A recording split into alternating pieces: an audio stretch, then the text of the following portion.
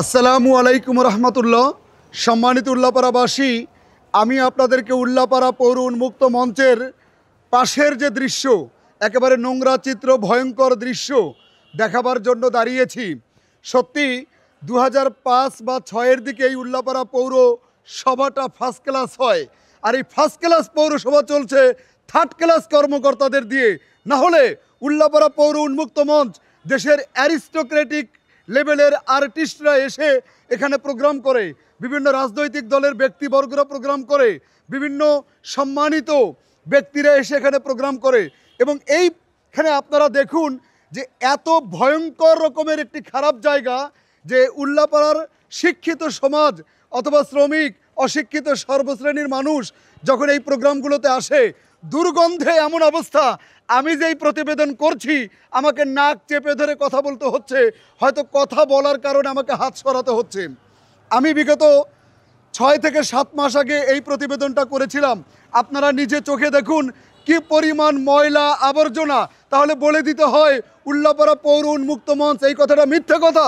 তারা বলে দিক উল্লাপাড়া পৌর আবর্জনা স্থান, এটা বললে সমস্যাটা কোথায়? এই সচিবকে আমি বলেছিলাম এবং উল্লাপাড়া পৌরসভার কর্মকর্তাদের বলেছিলাম, পরিচ্ছন্নতা কর্মী মোস্তফা জাহাঙ্গীর, এই লোকটা তো সারাদিন পান খেতেই যায় আর গান গাইতেই যায়, এই লোকটারও তো পাওয়া যায় না। কেমন পরিচ্ছন্নতা কর্মী যে পৌরসভার মতো জায়গায়, তা ফার্স্ট ক্লাস পৌরসভায় এরকম ভয়ঙ্কর রকমের নোংরামো, এত আবর্জনা। আপনারা নিজে চোখে দেখুন উল্লাপাড়া পৌর উন্মুক্ত মঞ্চের পাশে একটা মাত্র পাবলিক টয়লেট, সেই পাবলিক টয়লেটটা বন্ধ।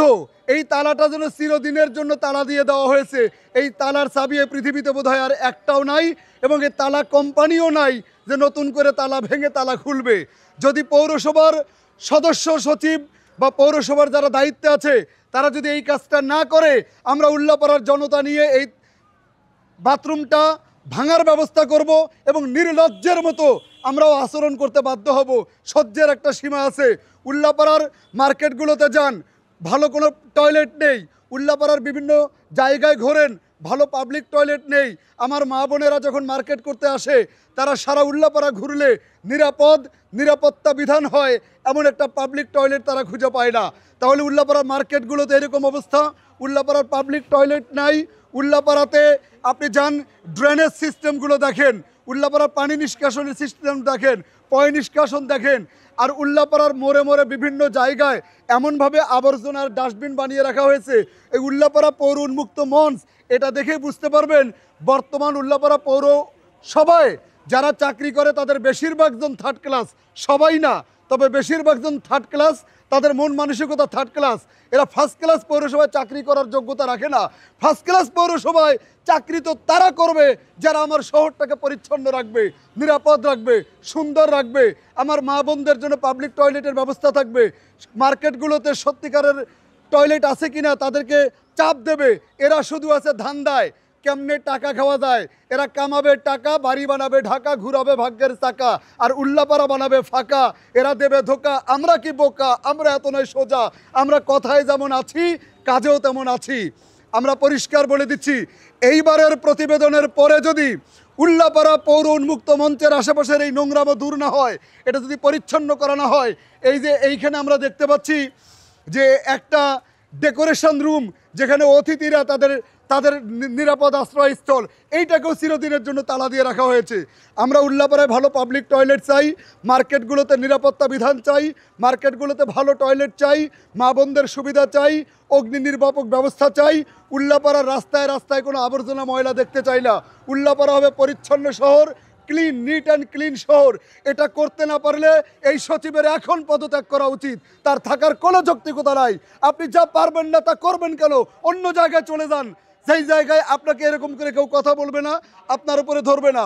পরিষ্কার বক্তব্য, আমরা যদি খুব দ্রুত এটার সমাধান না পাই, উল্লাপাড়াবাসীকে নিয়ে মানববন্ধন করা এবং প্রয়োজনে পৌরসভা ঘেরাও করতে বাধ্য হব। আমাদেরকে বাধ্য করবেন না। আপনারা মেহেরবানি করে আপনাদের দায়িত্ব পালন করুন। আচ্ছা ভাই, উল্লাপাড়া পৌরসভায় এই যে পৌর উন্মুক্ত মঞ্চে এরকম ডাস্টবিন, আপনি এ ব্যাপারে আসলে কি বলবেন? এখানে কি আর বলবো, আমরা তো অনেক দিন যাবত দেখছি যে এখানে বিভিন্ন দিক থেকে ময়লা আবর্জনা এবং দুর্গন্ধ বের হয়। এখানে সারাদিন কর্মব্যস্ততার শেষে শিক্ষিত অশিক্ষিত শ্রমিক ভাইয়েরা বিকেলের দিকে এখানে সময় পাস করার জন্য আসে।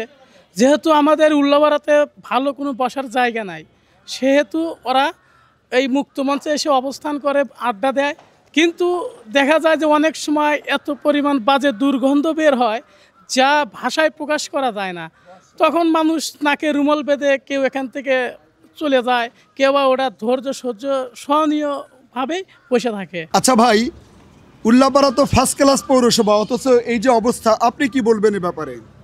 এটা কি ফার্স্ট ক্লাস পৌরসভা? ভাই আমরা তো জানি ফার্স্ট ক্লাস পৌরসভা, তাও 20 বছর যাবত। সেবার মান দেখে তো মনে হয় এটা তৃতীয় শ্রেণীর পৌরসভার মতো মানে মনে হয়। তৃতীয় শ্রেণীর মধ্যে মনে হয় পড়ে না, পরে আরো না, নিচে চলে এরকম যায়। আমার মনে হয়। কারণ এই পৌরসভায় আসলে যেভাবে বিভিন্ন জায়গায় ময়লা ফেলে রাখা হয়েছে, আশপাশ দিয়ে যাওয়া যায় না। আর সেবার মান বিভিন্ন জায়গায় ড্রেনেজের যে এরকম অবস্থা, এখানে উল্লাপাড়াতে যদি ছোট মোটো একটা বৃষ্টি হয়, সেখানে উল্লাপাড়া শহরের মধ্যে দিয়ে চলাফেরা করা যায় মানে না, উল্লাপাড়া শহরে একেবারে নৌকা নিয়ে চলার মতো অবস্থা হয়ে যায়। অবস্থা হয়ে যায়। আচ্ছা, আচ্ছা। তো আমরা চাই যে সমস্ত ঊর্ধ্বতন কর্মকর্তারা এখানে দায়িত্বে আছেন, হয় এই সেবার মান বৃদ্ধি করেন, আর না হয় নাহলে চলে যান। আপনারা দায়িত্ব থেকে দায়িত্ব থেকে চলে যান। Good. অব্যাহতি দেন, অন্য দায়িত্বশীল কোনো ব্যক্তি এসে এটা আমাদের উপহার দিক, এটা আমরা চাই। সম্মানিত উল্লাপাড়াবাসী, আমাদের আসলে কারো সাথে শত্রুতা নেই, রাগ নেই, বিরাগ নেই। আমরা চাই উল্লাপাড়া শহরটা হোক পরিচ্ছন্ন, সুন্দর, পরিষ্কার, এবং উল্লাপাড়া শহর এটা যে শিক্ষানগরী, শিক্ষানগরীর মতোই শিক্ষা বান্ধব পরিবেশ তৈরি হোক, এটা আমার ভাইয়েরা চায়, আমরা